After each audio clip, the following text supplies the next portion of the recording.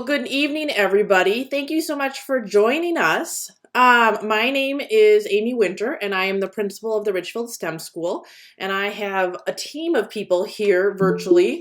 I will just give you a heads up. I'm simultaneously presenting and admitting people into the meeting. So every once in a while, if you see me scan up, I'm just, admitting people in as fast as I can. Um, my goal for tonight is you have like a face and you have faces to people who are part of the STEM school in the community. We also want to take some time to just share a little bit about our school and what we have to offer. My other hope is that we give you a couple different perspectives of what programs look like here at STEM. And then at the very end, we have an opportunity. I'm going to just kind of push you in a couple breakout rooms where the group is a little smaller.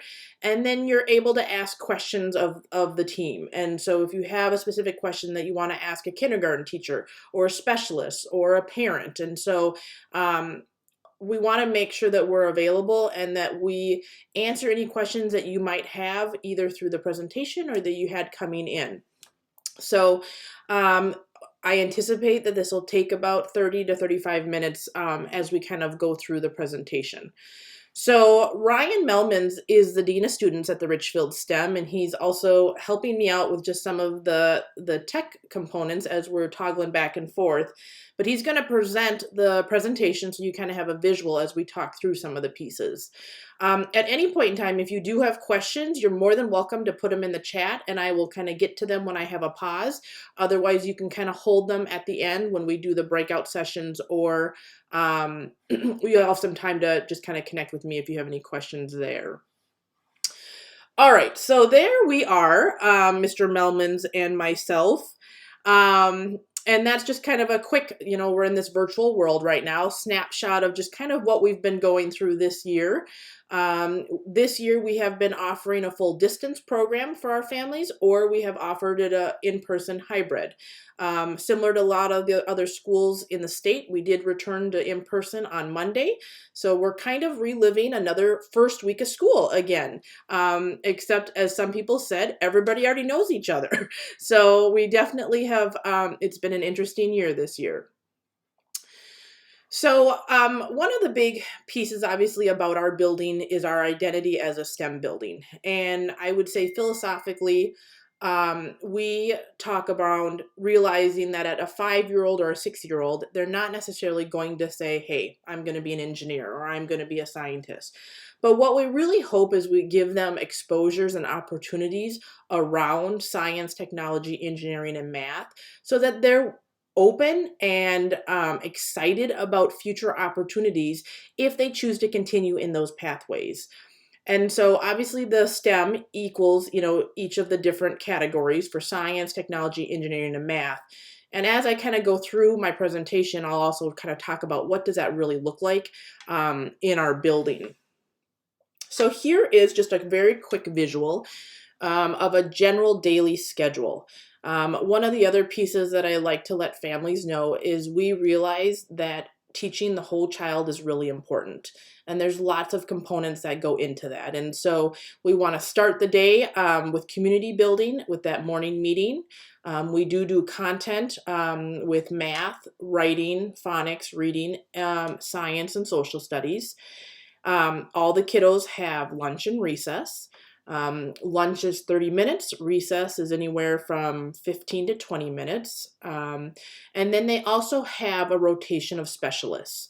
And they will have music, art, STEM, technology, and physical education.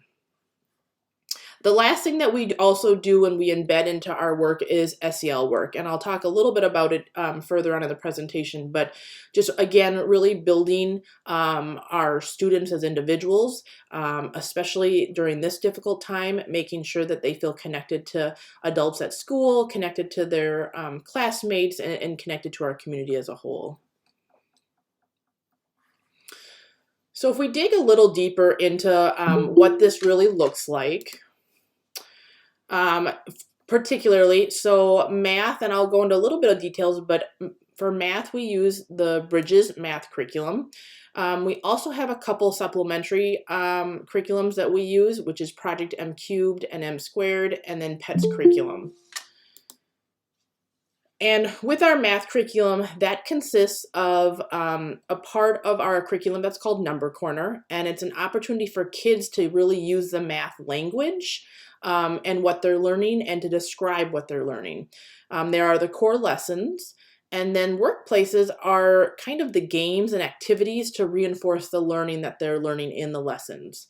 And then we also offer both intervention support if they just have some gaps in their learning, but also advancement too. I don't know if you can hear the dings as I'm talking there. For literacy, we use Lucy Calkins' curriculum, and that encompasses reading, writing, and phonics. And then for the content, and that would include our science and social studies and our specialists. We use, for science, the FOSS kits. We use an engineering curriculum, which is called EIE, and we have partnered with like the Science Museum around that. We also have additional STEM units that are particular to our building. And then we also have a partnership with the University of Minnesota and the Mayo Clinic, and it's called Inside Out. And that partnership really provides opportunities for us to partner with real scientists and also have access to resources for kids to have that hands-on learning. Like I said about our SEL and kind of building that community, we do lots of different things such as like morning meetings. We do whole school assemblies called SparkFests. We also use some curriculums, and that is to really explicitly teach some of those skills. Some other programs that we have in the building is we have an English language learner program. So if we have any kiddos that English is not their first language. We also have a newcomer academy, and those are kiddos that are brand new to country. We also have a talent development, so students who are showing that they kind of need that extra push or extra challenge, and whether that's just at their grade level or even pushing them at an accelerated level. And then also we have a special ed program, so if any students have been identified as having any form of a disability and that need some additional support with that so that they can be successful at school, we also provide that program at STEM. And like I said, other things that we provide is obviously they have lunch every day, recess every day, and then we also are one-to-one, and we use online tools such as Seesaw as a kind of a communication and a student platform, and also Raz and Dreambox, which is like a math and a reading program. One of the nice things about some of these online tools is it's catered to where the student's level is at. And so it's customizable and is unique to that particular child. So like I had mentioned, one of the things that we do offer is our math program. And in the middle there where you see our mascot, Professor Sparks, we kind of have that standard pathway. We use Bridges math curriculum, by grade level. We also offer all students PETS curriculum, which is like a thinking curriculum. So teaching kids how to creatively think. And we really want to give kids opportunities and time and exposure to do that at a young age. And again, like I said, if the kiddos need extra challenges, they may then have opportunities for enrichment projects through Project M Squared and M Cubed. Or if they really are showing advancement, in 4th grade, we offer advanced math class. And for that class, we compact, and students would get 4th grade math, 5th grade math, and 6th grade math by the time they left STEM as a 5th grader. So then they would enter into the middle school in the advanced courses. If there are kiddos where math is maybe a little tougher, we also offer intervention support, small groups, and one-on-one to make sure that we kind of fill in those gaps as they need it. So that's kind of a unique thing about our math program. As we move into the specialist area, I am actually super excited because we have many of our specialists who are actually in this call. I don't know, specialists, if you can make a quick wave or not. And like I said, we do offer the ones that are showing there. And I think one of the unique things is obviously because we're a STEM building, we have some unique specialists that we also offer. But I'm going to let them speak a little bit about their programs, and they can then just share some specific details. All right. I'm Rachel Edstrom, and I'm an art teacher. And one reason I decided to teach at STEM was because we got to include all that math and science in our lessons, which it's what I'd done previously and what I got a concentration in my graduate work doing. So I love it. I think it's a lot of fun. Like here's one of my lessons I did with kindergartners. And when we're talking about making patterns, we also connect that to the math language that they're using about A-B patterns. And so we're not just doing cutting squares in half, we're also talking about all that math connections and connecting it to the language that their teacher is using. And then I don't know if Amy, if you were going to mention that you also have a farm. Today, this is what some of the older kids were doing, but just today, we brought some of her wool in from her sheep. And then we were using that to do some felted work. And this was with the older 4th and 5th graders. But then we got to have that conversation about how does this physically work? And it's not just an art project, it's how does wool at a molecular level, what are its attributes that make it able to felt opposed to like other fibers? So it's just kind of fun conversations that we get to have in our art class to connect to that science and that learning. And I would also say one thing that sets our team apart is that we are a really innovative team and we are always learning and trying new things. I don't know, does anyone else, Joan or anyone else want to jump in with your thoughts? Hi, I'm Joan Haroff. I'm the physical education teacher here at STEM. And just like Rachel, I just want to emphasize just a few things where I also help with the STEM. Like for math, I know that the kindergartners always are trying to count to 100. So in my daily lessons, when we're doing our exercises, we start counting from 1 to 10 and we build on from there, trying to help them understand, the counting patterns.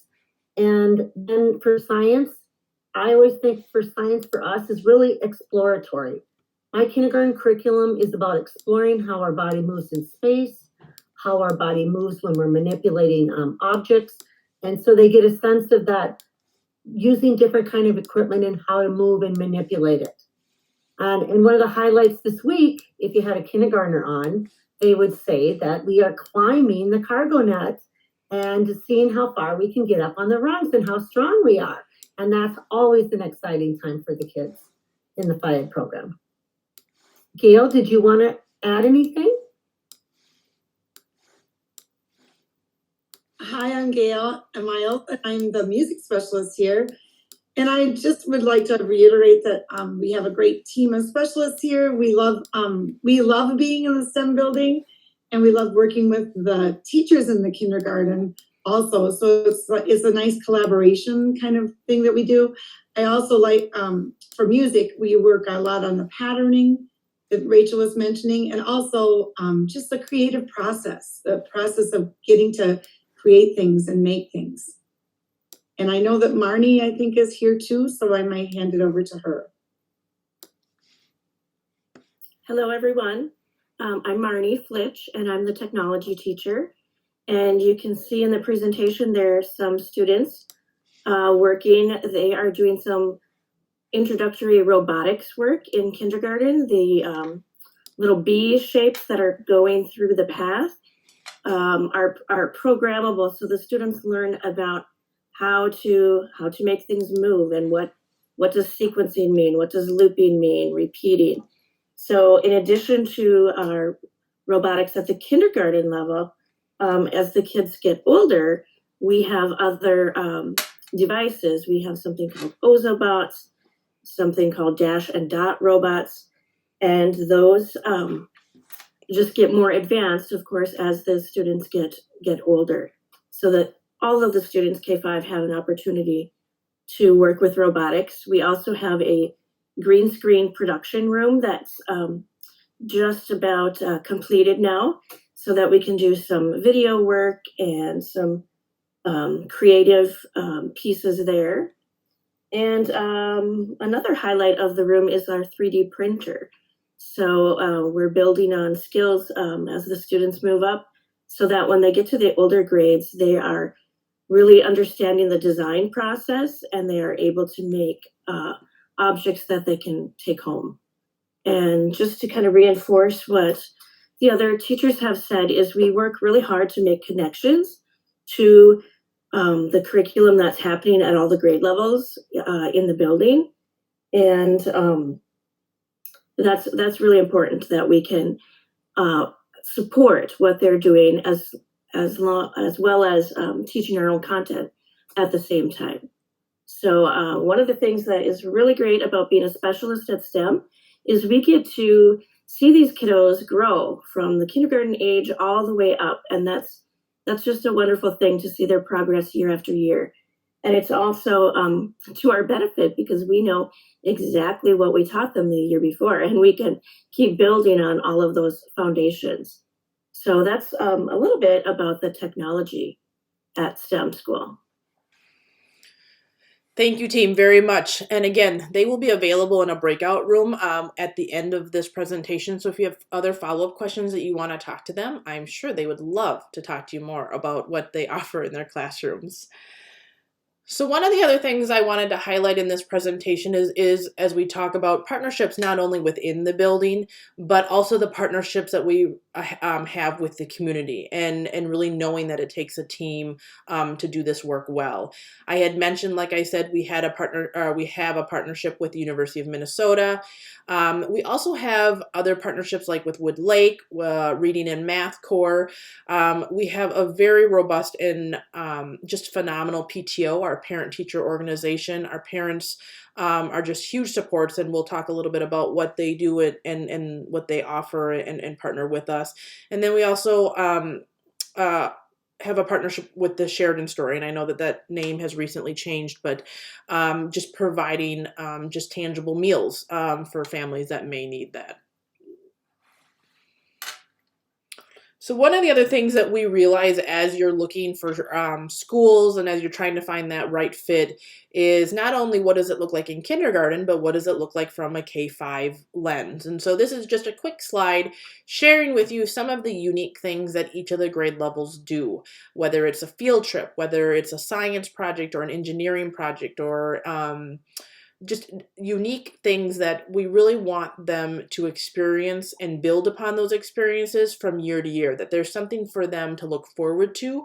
Not only things that we do as a full building, but also things that are unique to each grade level.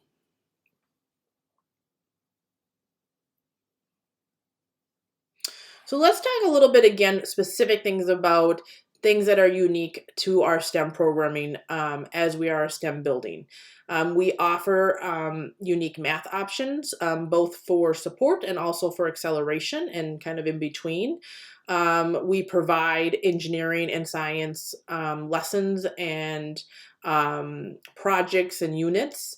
And that also aligns with what everybody in the district is doing, but also things that are unique to our building. Some of the other ways that we try to build that community is we do building-wide STEM challenges, which is really neat because we offer one challenge for the whole building. And it's really neat to have kids walk the hallways and see how other kids solve the challenge. And they're like, this kiddo in first grade solved it this way, and this kid in fourth grade solved it another way. And for them to actually engage in some of those just kind of on-the-spot learning moments is really neat to see. Events and spaces that we offer. Our building was recently remodeled. Super excited. We finished a 2-year model and also amidst a pandemic. And one of the unique things is our building used to be a junior high, and we have lots of space. And so we have an engineering lab, we have a science lab, we have a STEM lab, Rachel has an art lab and a tech lab. I mean, they have these unique spaces. We really work hard to align our field trips with what the kids are learning in the classroom. We also have a school garden, which allows them to have some of that learning on site, but outside. We do school-wide programs such as like the STEM Expo, where the kids get to share some of their learning. And then we also will bring in programs just for kids to kind of just enrich their learning with other organizations. And like I said, I had mentioned earlier, we have a group of partnerships that really support our learning. And like I said, we talk about the whole child. It's not just about one piece. We realize for our kiddos to be ready to go, to move to that next level, that we need to think about them in a complete picture. And so we talk about that social emotional learning, and there's lots of layers that we do to support that. I had already mentioned morning meetings. We do school-wide assemblies. But we also do different things such as an SEL curriculum. We do building-wide expectations. There is some classroom management components such as responsive classroom and Envoy that we also use to just kind of build those relationships and ensure that the classroom is a safe and supportive environment for everybody. So I realized in a normal year, we would be doing this presentation in the building, and you would actually kind of get the feel of the building, and this is just kind of not that option for this year. So what I can offer up to you this year, and you will be able to have a link to that after the fact, but we'll just do a quick view here, is a 360 tour quick. And I'm going to be honest, I'm not going to send you through all of our spaces, but you can get a little bit of a picture about what the actual building looks like. And again, this will be available on our website. So like I had mentioned, we have a garden. This was fall, so it's not quite as green as we enjoy it in the spring. And Rachel actually oversees the garden, so she does a fabulous job of maintaining it and making sure it's an environment and a space for our classrooms. This is kind of an example of a standard kindergarten classroom. There's like a sink. Kids will either have tables or desks. There's kind of a small group space. There's book boxes and storage. All of the classrooms have smart boards, and like I said, students have devices. So that kind of gives you a little bit of a snapshot of what those spaces look like. One of our really neat spaces that did get updated is our media center. So this is kind of where the stacks are, where all of our books are. And then extending off of that space then is this really open, flexible, like lounge area. And so we will bring the classes there to sit and do lessons. It's almost like that college vibe, where you can just kind of lounge and have more of a relaxed area to read your book, whether they're sitting at the table, whether they sit on some of our soft furniture. There's wiggle seats, different stuff like that. So it's just a really neat space for our kids to be able to relax and enjoy whatever book that they have found in the media center. So again, that, and I don't know if Melmans, you can put that in our chat, that link. So then afterwards, if you'd like to go back and go dig a little deeper, you can then look at all of those pictures. So I believe I saw her in here. Carolyn, are you in here? I am. I'm here. Excellent. Thank you. Carolyn is the PTO president at Richfield STEM. She also has 2 children in the building, and she's just going to highlight a little bit about the PTO organization. Absolutely. Thanks, everyone. So as Amy mentioned, I have 2 kiddos at STEM. One is a 3rd grader and one is a kindergartner this year.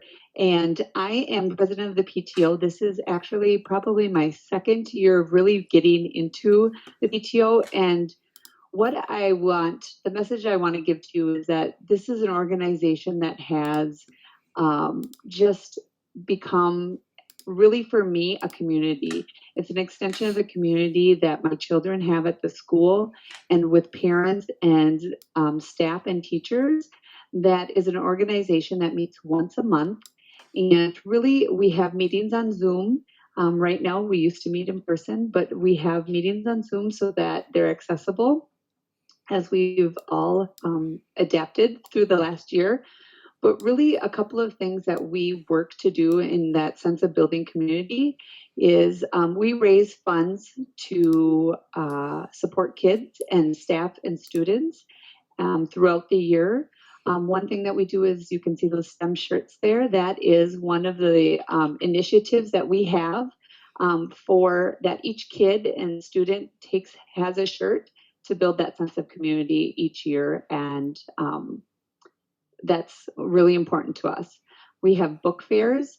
We also have a program that we have we try and give each child books over the summer to support literacy. We have events that we usually do to encourage community as well, and raise funds.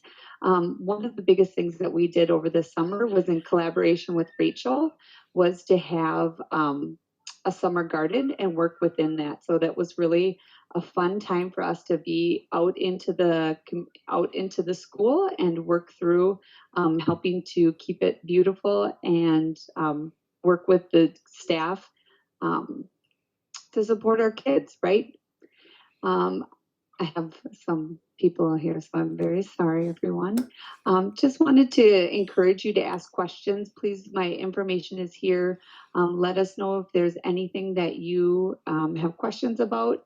But I could go on forever about the amazing things that the school does to support our kids, and how encouraging it is to have ours. You can even get some beautiful artwork, as you can see behind me, that Rachel and team does. But as all of these kindergarten teachers and the teachers that support, and the specialists, they do it with a lot of love and a lot of just a lot of heart. And I couldn't have found a better place for my kids. So thank you.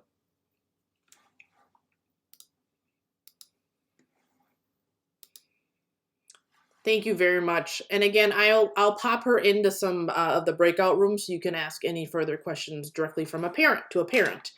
So I think Mr. Melmans, you're up here. Perfect. My name is Mr. Melmans, Brian Melmans. I'm the Dean of Students at Richfield STEM. I just want to spend a little bit of time talking about being kindergarten ready.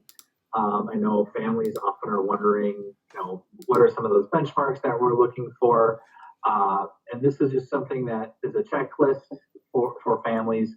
By no means is it meaning, you have to have everything checked off. I know I've got 2 little ones, and kids grow at different ages and develop at different spots, but these are things that we would really like as kind of that readiness, so to speak. So, and things more importantly that you can work on between now and next year when kiddos are coming into the building. So working on your kiddos and teaching them how to write their name.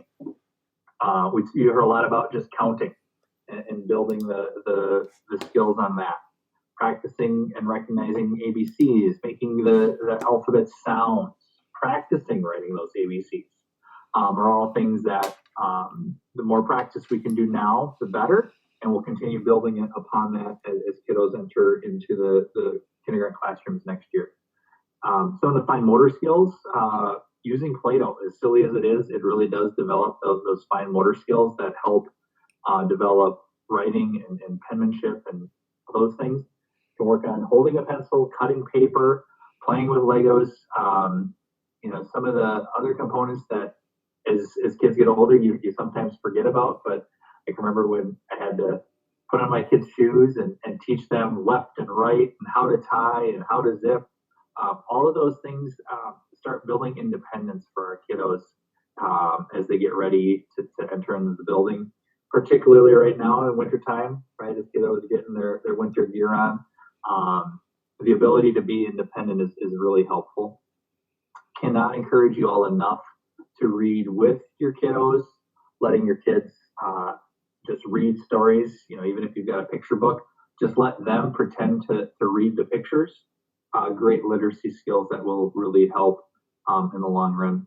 And then also just some of the functional skills like, putting your shoes on, zipping up your coat, using the bathroom.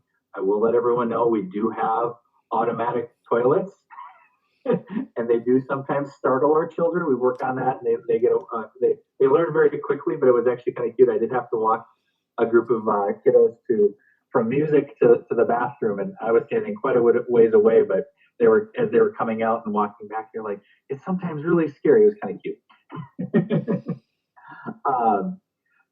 Big question though really is where do you go for enrollment? I've got a screenshot here, but I'm going to just jump over really quick. There's two ways to enroll.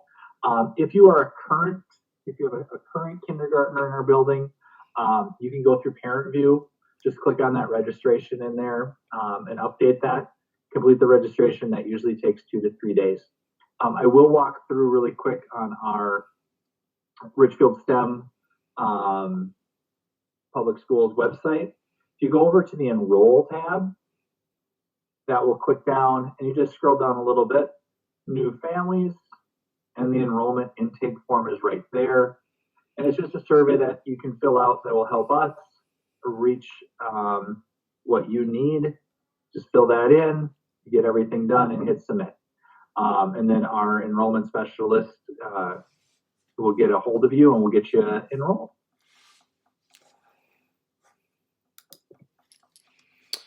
So now I'm going to do a quick introduction of Michelle Laren. She is one of our kindergarten teachers, and she'll just do a quick introduction. We thought it'd be really fun to pull our school pictures back when we were the age your kids are at right now.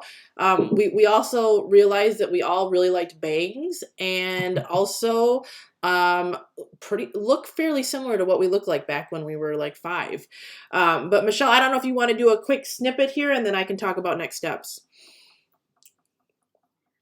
Hi, I'm Michelle Laren, and I'm one of the kindergarten teachers here at STEM. Thank you for logging on tonight and joining us. We'll be going into some breakout sessions, and if you have any more questions directly related to kindergarten, this is my 11th year teaching kindergarten here at STEM, so hopefully I'll be able to answer most of your questions. Thank you. So what I would like to do is I'm just going to push us into 2 breakout rooms. You may get a request, and so ideally I'd love for you to accept. I will be in the main session, so if you need to, you can then just pop back from your breakout session back to the main session. But I have tried to put, teachers and others in your breakout session so you can kind of just talk directly with them. And then, like I said, if you've got your questions answered, by all means, I hope you have a wonderful evening. Otherwise, if you have questions specifically for me, I will stay in the main session and I will be available to answer any of those questions. I also want to just let you know I mirror what Michelle has said. Thank you for making the time. If you have further questions or we need a more one-on-one conversation, please reach out. I would be happy to do that. I realize that sometimes this feels like you don't have all the answers and you haven't been able to be in the building. I want to be able to just answer anything and calm any concerns that you may have to help you make a decision. So I'm going to open the rooms. So like I said, you should see a request. And like I said, if you have any questions, feel free to stay in the main session.